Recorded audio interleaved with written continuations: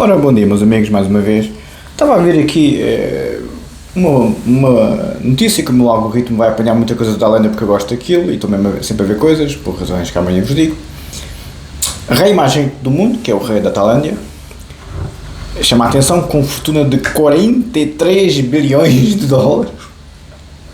43 bilhões de dólares e 17 mil propriedades. O rei da Tailândia tem 43 bilhões de dólares e 17 mil propriedades.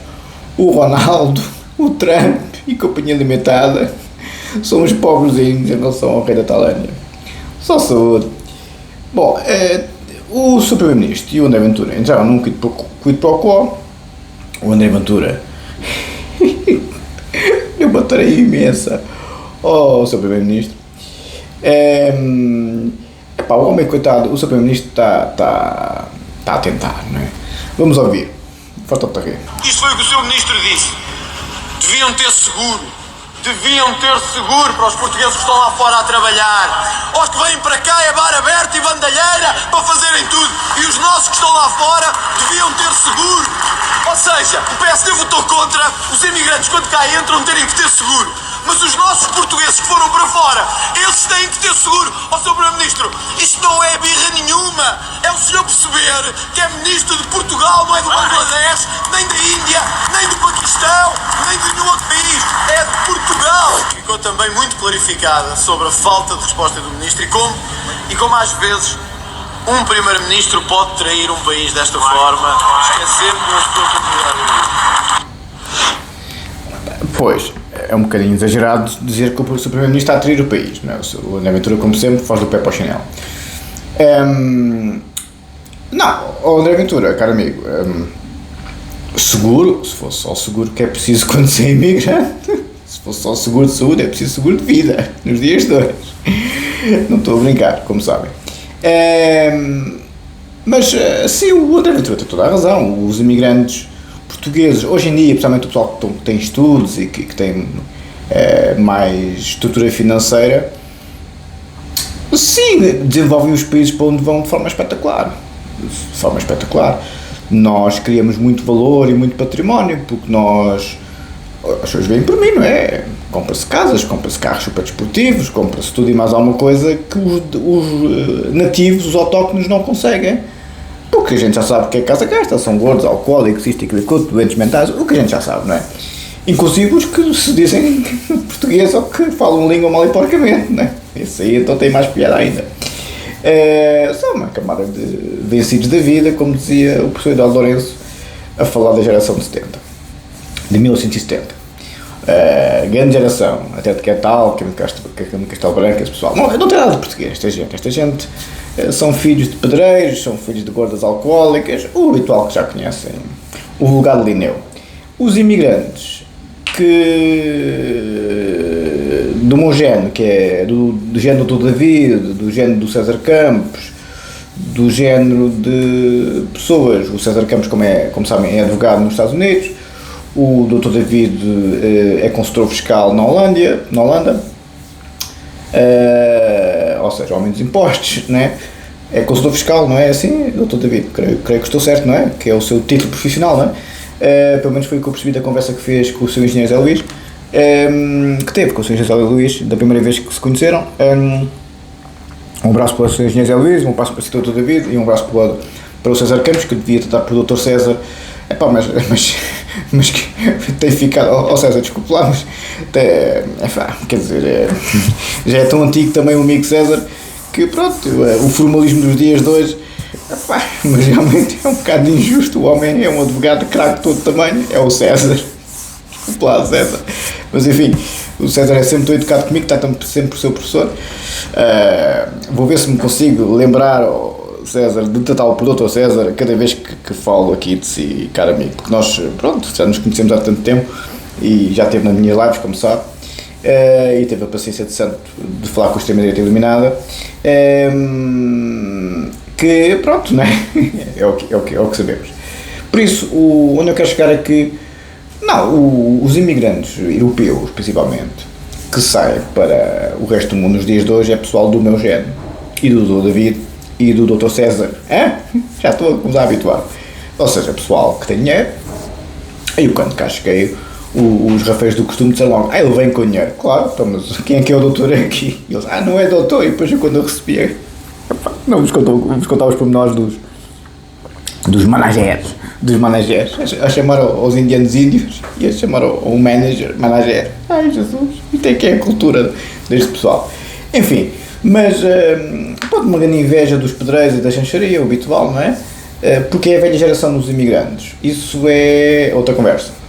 A nova geração de imigrantes é pessoal muito instruído, muito polido e com dinheiro. Por isso é que eu, sem dúvida nenhuma, que tive uma sorte de leão. Bem, a minha intuição era já muito calor sempre. Aliás, o advogado que me convenceu a sair do Brasil, porque eu queria ir para o Brasil por causa das grotas do calor, mas aquilo é um país... é como a Europa em relação aos brasileiros. É como Portugal em relação aos brasileiros. Nós temos todos os direitos aos brasileiros, mas os brasileiros não dão direitos quase nenhum aos portugueses. É uma coisa impressionante. E depois é muita corrupção, eu já vos contei aqui a história 1000 vezes. É um país porreiro para quem tem dinheiro também, não é? Eu quando fiquei lá no Hilton da Barra do Tijuca, estava lá um indígena com 911 igual ao meu. Mas mais maquinão, GT2, parece-me a mim, depois começamos na conversa e tal. Mas como tens um canhão como o meu no Brasil, é mesmo pessoal com muito dinheiro, não é? Porque aquilo é uma pobreza franciscana. E então, como eu estava a dizer, eu gostei, como vos disse, do Rio de Janeiro. Eu não gostei de Roma, por exemplo. O Freud e o Lacan adoravam Roma, eu não gostei muito de Roma. Talvez por ter ido lá no inverno, mas não gostei muito. Adorei o Vaticano é lindíssimo. Eu e a minha mãe e a Maria ficámos esvanecidos com o Vaticano. Porque, e os museus, a Capela Sistina, por acaso a Capela Sistina não gostei muito calor, muito abafado e tal, mas o caminho para aquela Capela Sistina, de todos aqueles dourados todos, já há de saca, uma coisa fabulosa. O Vaticano foi das coisas mais espetaculares, se não a mais espetacular que eu vi na minha vida inteira. Eu gostei de Roma, não gostei muito de Roma, não sei como é que os ferraris andam por ali, porque é um caminho de pedras mesmo, vê-se mesmo que é o macadame da Idade Média, não é? O Império Romano vê-se está ali. O Coliseu, eu a tocar nas pedras para sentir o sangue dos gladiadores, não é? Eu sou homem do UFC também. Do UFC, em termos teóricos, nunca lá fui, nunca tive coragem para ir ao UFC. Não tive mesmo. O Aires, que treina com o Vitor Nóbrega, acho que já chegou ao UFC, começou na MMA, começou a fazer jiu-jitsu comigo com o Vitor Nóbrega, que hoje em dia, que era do Altude e depois do UFC, chegou a ir às competições do UFC. Mas são malucos, aquilo matam uma pessoa à pancadaria com uma pinta, são lutadores de exceção, mas é demasiado, gosto muito deles, mas é demasiado. O Luís Rosa, os Emmanuel desta vida e os Mikko Crocopos, se bem que o Emmanuel era MMA, não chegou a ir ao UFC, mas é a mesma coisa quase. Para quem conhece as elites, há pequenas diferenças. Mas como eu estava a dizer, eu gostei muito do Rio de Janeiro, mas é muito perigoso, não é? E estava lá o tipo com o canhão, com o 911. GT2 ou GT3, não me lembro. Mas isto para vos dizer que eu gosto sempre do calor, não é? E quando fui a Roma estava frio, logo aí fiquei logo mal disposto, não é? Mas quando vou para o calor, no Rio de Janeiro também fiquei mal disposto, justamente porque estava frio. Nunca pensei que o Rio de Janeiro tivesse frio, porque eu estive a viver no Espírito Santo antes de vir para este lado do mundo. Quanto tempo é que lá tive? Uns mesinhos, mas pouca coisa. E nunca fez frio. E fui para lá também em junho, julho. Junho, creio eu, se não me falha a memória. E estive no Brasil, creio eu, de junho a setembro. E depois em setembro cheguei a este lado do mundo. Sempre em primeira classe. Imigrei sempre em primeira classe. Isso, eu dizia muito isso à chancharia pedreira. Não, os senhores chegam ilegais, trafulham, isto e aquilo outro. Eu chego em primeira classe aos países para onde vou. Essa é a diferença.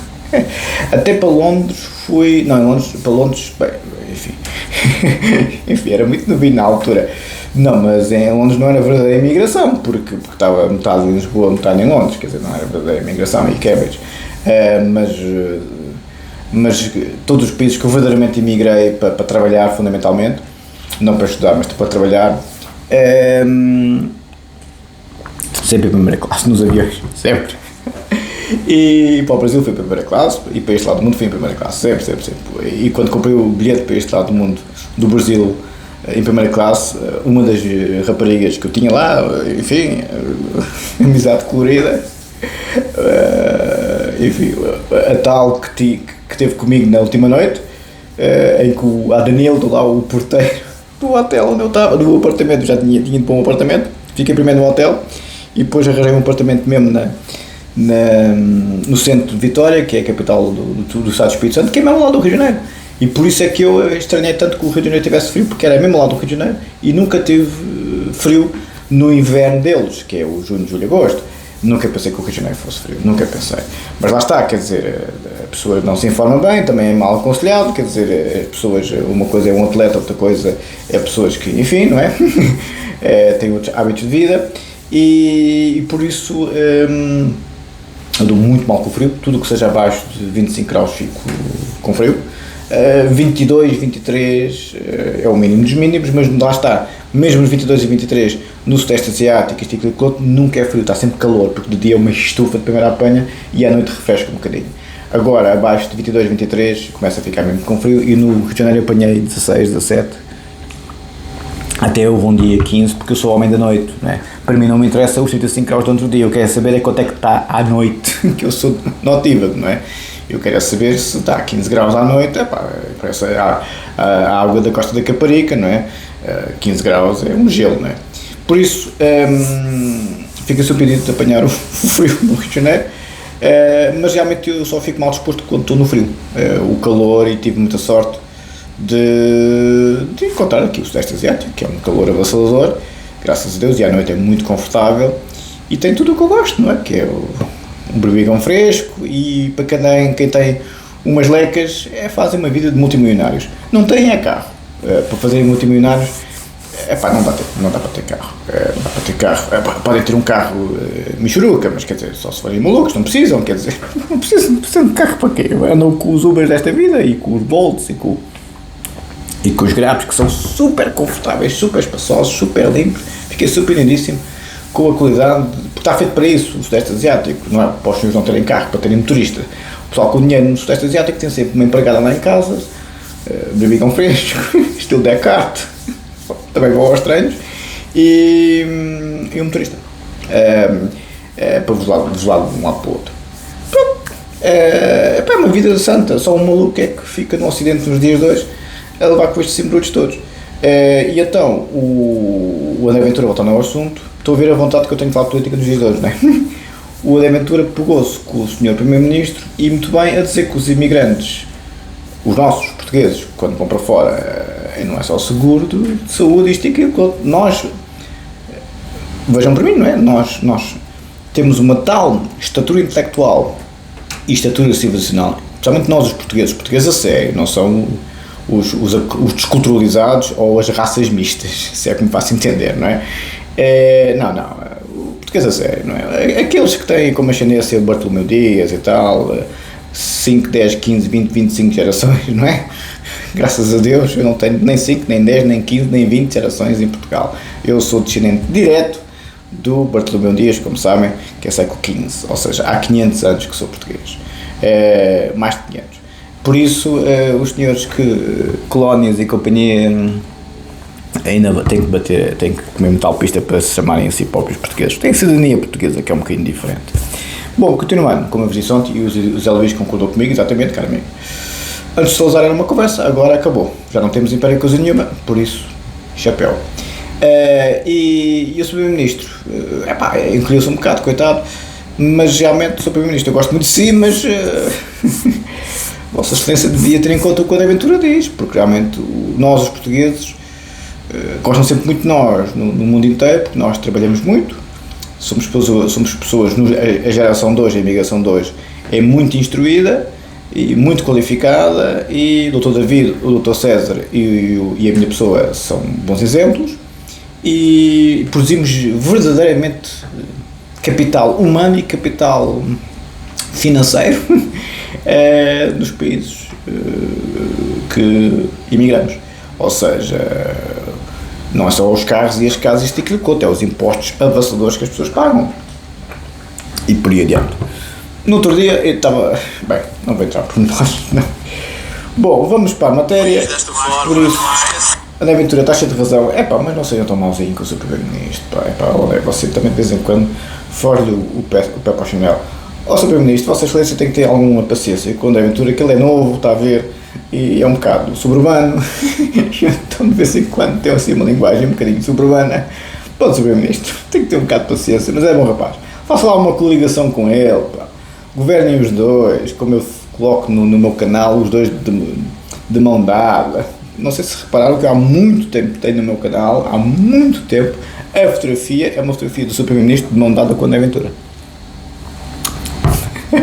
Isso é que eu gostava. A direita conservadora com a direita securitária de mão dada. Uma sozinha, outra sozinha não é uma boa solução. Vamos para a matéria um bocadinho, coisa pouca, é pá, porque faço vídeos muito longos, depois, é pá, quase fico sem voz, estou farto de falar, 400 ou 500 visualizações, ah pá, por amor de Deus. Está bem, está privado, mas mesmo assim, quer dizer, vamos para a tese do doutoramento em Direito. Tínhamos ficado na página 229, como diz aqui o Dr. David, e depois vamos um bocadinho, ora, deixa cá ver, tenho aqui,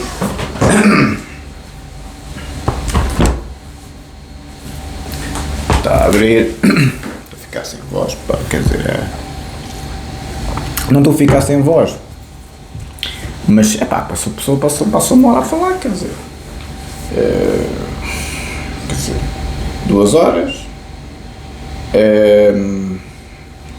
tínhamos ficado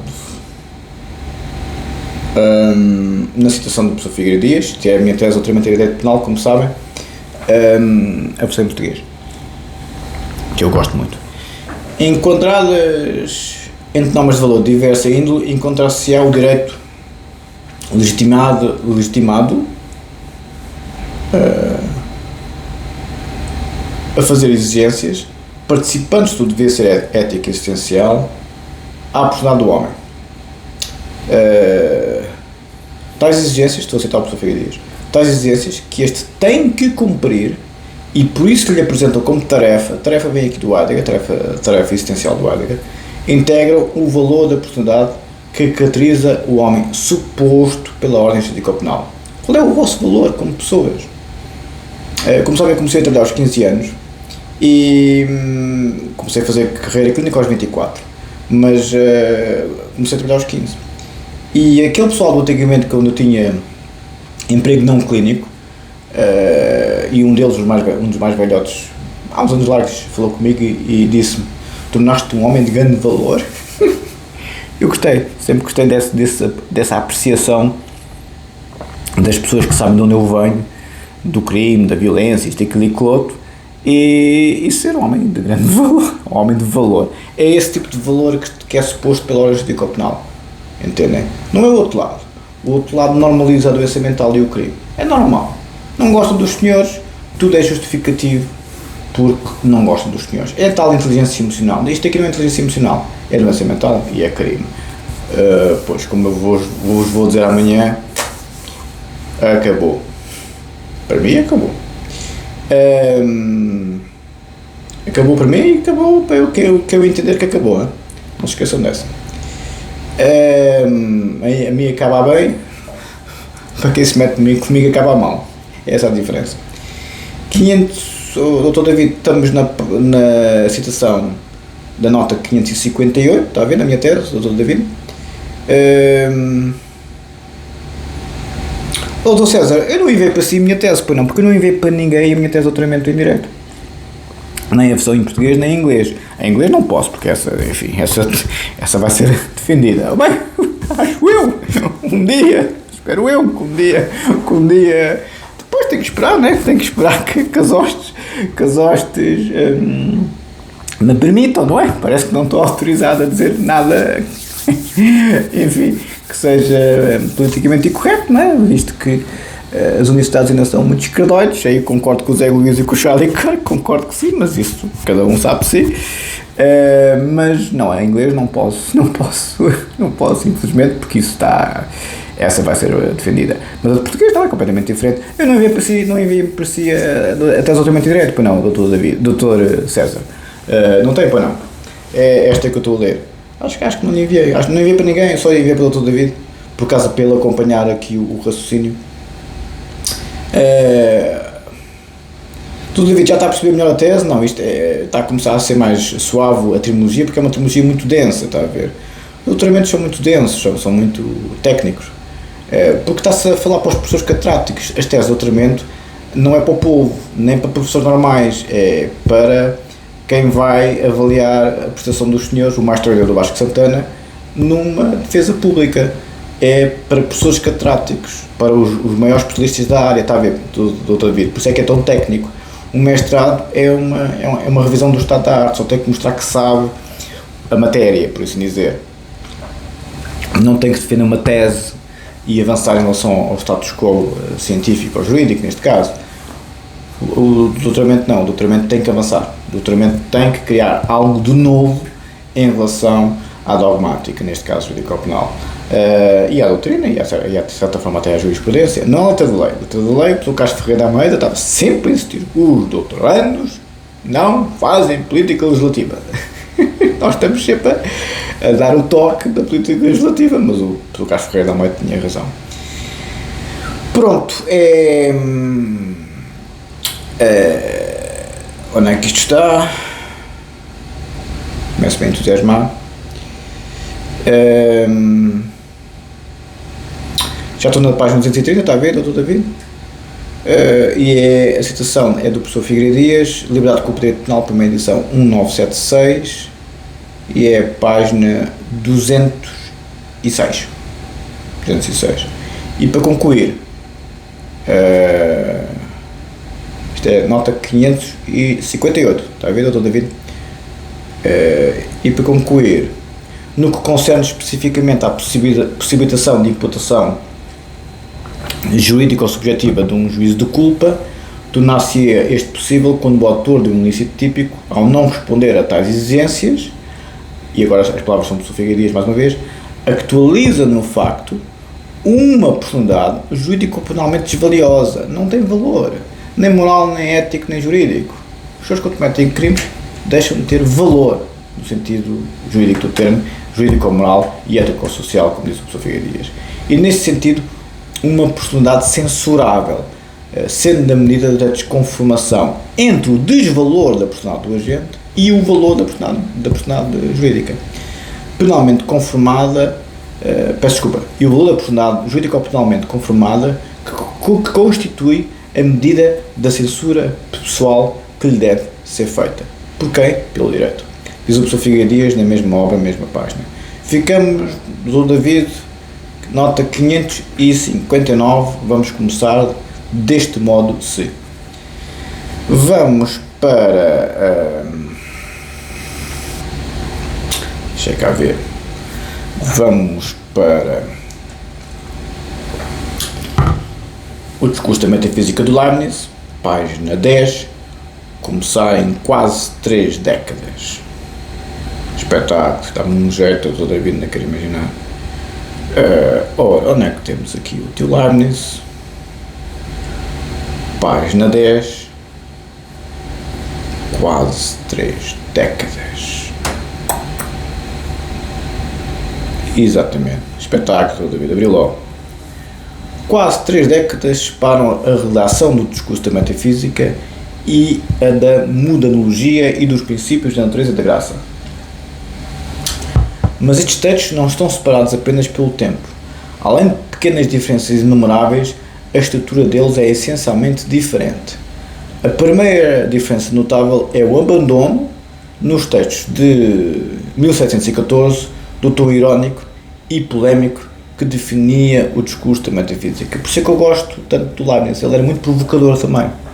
Os intelectuais assim mais rebeldes, como dizia o Bertrand Russell, falava o intelectual rebelde, são muito provocadores. O Gonçalo Mendes Ribeiro é igual. O Paulo Renato menos, o Júlio já era um bocadinho mais também. Explica-se, os princípios da natureza e da graça foram escritos para o príncipe Eugênio de Saboia, admirador de Leibniz, que então já gozava de certa notoriedade. Por muito tempo acreditou-se que o texto destinado ao príncipe seria a monologia. O Maquiavel também era o discurso ao príncipe.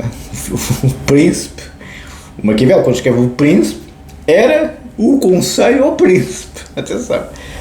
O Leibniz era igual, porque naquele tempo eram os monarcas e os príncipes que havia quem mandasse naquele tempo, não é?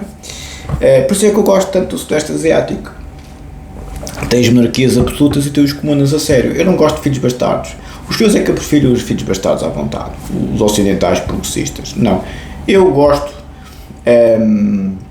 do original, não da cópia. Eu sou como o Gadamer. Não é a imagem, nem a semelhança. É o original. Pode ser assim. Muito obrigado. Por isso eu prefiro o comunista originário e a extrema-direita originária, que é os monarcas absolutos.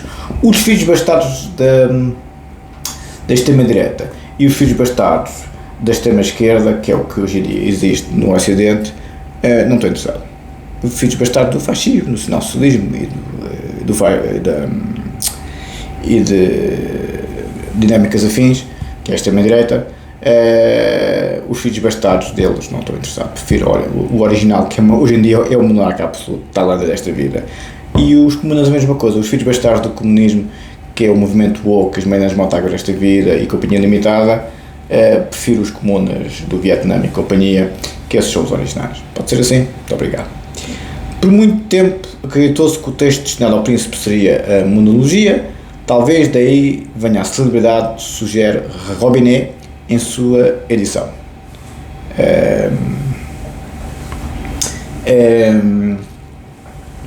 Diz Robinet numa obra Princípio da Natureza e da Graça, fundada na razão, Princípio da Filosofia da Monologia, publicado integralmente depois estou a traduzir do francês, depois dos manuscritos de Nova, Viena e Paris, e apresentados depois das cartas inéditas, Paris PUF 1954. Estou a traduzir do francês para o português, ok? A nota está em francês, é a nota 4. Para concluir, vamos ficar. Sabe-se hoje que a Mundanologia foi escrita para também um admirador de Leibniz, ligado ao Duque de Orléans, muito conhecido este Duque, Raymond, que queria encaminhar o texto ao poeta Faguier para que este se transformasse num poema. Mais do que um posicionamento nos debates da sua época, mesmo com referências a Descartes e a Bayle, por exemplo, estes textos mostram que Leibniz, preocupado em expor temas essenciais da filosofia, de uma maneira absolutamente pessoal e não em polemizar com os seus contemporâneos, ou seja, estava a ficar mais calminho. Ficamos, Dr. David, porque é um homem novo, não é? Ele começou com estas andanças verdadeiramente, página 11, com 40 anos, como sabem. Página 11, Dr. David, vamos ficar esta maneira absolutamente pessoal de temas essenciais. Está a ver? Vamos ficar aqui, Dr. David, do Leibniz. Vamos à matéria jurídica, para concluir. Há pouco já vos dei um bocadinho da doutrina da lei, da doutrina do professor Grias e a letra da lei. Gostam mais do lado filosófico ou do lado jurídico? Os senhores, principalmente quem vai às lives. Engenheiro Avelino, Dr. David, Engenheiro Zé Luís, amigo Zé Luís, Alexandre, Engenheiro Afonso, sei que agora está mais resguardado, e outras pessoas afins, Bernardo, que às vezes vai. Qual é que é a parte mais interessante para os senhores? É a parte filosófica ou a parte jurídica? A parte jurídica é a parte mais prática, dá muito jeito de saber o Código Penal e o Código Processo Penal. A parte filosófica, como diz o engenheiro Avelino, é mais bonita, o belo é o bem, não é? Porque a parte filosófica é mais profunda. O direito vem da filosofia. Aliás, todas as ciências e todos os saberes vêm da filosofia. Mas esses imigrantes que estudam os géneros da humanidade toda a vida, em certos países parece que não prestam para nada. Por isso é que temos de ter noção Se o outro lado cospe em 2000 anos de história do pensamento, querem outra forma de estar, são como as comunas, querem um homem novo, não é? O sonho do Karl Marx era um homem novo, viu-se no que deu, fez coisas boas também, não sou fanático, mas viu-se no que deu. O movimento woke quer um homem novo. Bem, o movimento woke por acaso não quer um homem novo, quer uma coisa nova. Homem, eles por acaso não gostam muito da virilidade do homem dos 2000 anos de paideia, eles não gostam. Eles e elas, e não sei mais o que, como é que se identificam, não tenho estudos para isso, peço imensa desculpa. Eles e elas e as coisas e o que não se pode dizer as neiras, e a coisa que os enfim, não posso dizer as neiras. Eu posso, mas pronto, cai mal, né? Sim. Eu não sou pessoa de dizer as neiras nunca na vida, mas com esta gente, o que esta gente quer é uma coisa nova. Disact, chamava o Freud à psicanálise, a coisa. Disact. Pronto, o produto do movimento woke e dos países progressistas será disact. Uma coisa. Bem, o Freud produziu a psicanálise. Sempre quer ver o que é que os senhores vão produzir sem os brutos de 2000 anos de história do pensamento que se dedicam a estudar os maiores génios da humanidade. Como dizia o Descartes, o discurso do método é um diálogo com os mais ilustres do nosso passado. É isto que eu faço aqui no YouTube, é um diálogo com os mais ilustres do nosso passado. Os países progressistas o que fazem é pedir desculpa à doença mental do passado, ao crime do passado, e a normalizar essa doença mental e esse crime. Os Leibniz desta vida são toxicidade masculina. Bem, boa sorte. Eu vou para a origem da extrema-direita e da extrema-esquerda. Os monarcas absolutos e os comunas. Estou muito melhor com eles. Os filhos bastardos são completamente avariados da cabeça, ou pelo menos vamos para os originais. Esse aí pelo menos está clarinho, como água, quem são e o que querem. Está bem? Vamos para a doutrina do professor Figueiredo Dias, direito penal. O primeiro capítulo é o direito penal em sentido formal, como sabem. Tínhamos ficado na jurisprudência sentimental, lembram-se, espetacular esta expressão. A doutrina, parágrafo 15. A doutrina da parte geral do direito penal, produto, como se referiu, de uma abstração de concretas espécies de crime em ordem à eleição dos seus pressupostos e das suas consequências gerais, divide-se, por sua vez, em dois tratamentos fundamentais. O primeiro começa por abarcar os fundamentos gerais de todo o direito penal, considerando sucessivamente a determinação do lugar do direito penal no sistema jurídico, a função do direito penal no sistema social e os seus limites, as fontes e o âmbito de vigência temporal e espacial da lei penal. Estão a ver aqui o canto outra vez, o espaço e o tempo. E estuda em seguida a construção dogmática do conceito de facto punível ou doutrina geral do crime, considerando sucessivamente os elementos constitutivos daquele conceito em relação, seja à forma básica ou geral, e seja às formas particulares ou especiais do aparecimento do crime. Ou seja, aquele primeiro tratamento corresponde ao disposto entre os artigos 1 a 39. Lembra-se eu falei lá ontem do artigo 40, que faz a divisão? É por isto. 1 a 39. O segundo tratamento abarca a matéria de consequências jurídicas do crime, onde assume especial destaque, já o sabemos, o estudo das sanções criminais, penas e medidas de segurança. Começa no artigo 40. As sanções e as sanções criminais, penas e medidas de segurança. Ele corresponde fundamentalmente deste modo ao disposto nos artigos 40 a 130. É aqui que estão as sanções, é aqui que está o sumo do Código Penal. Se bem que o referido artigo 40 continua uma espécie de pivô entre os dois tratamentos, uma vez de acordo com a ideia exposta, segundo o qual é a partir da natureza da consequência que se pode em definitivo estabelecer-se a estrutura e a função do pressuposto. Espetacular, hein? Estão a ver aqui o pressuposto, a consequência, o critério. O professor Figueiredo é muito rigoroso com a gramática jurídica. Para os seus verem, e vamos só ler aqui o artigo 40, que é o pivô fundamental. Vamos só ler a letra da lei, para os senhores perceberem. Artigo 40, título 1, Título 3, das consequências jurídicas do facto. Capítulo 1, disposição preliminar, artigo 40, finalidade das penas e das medidas de segurança.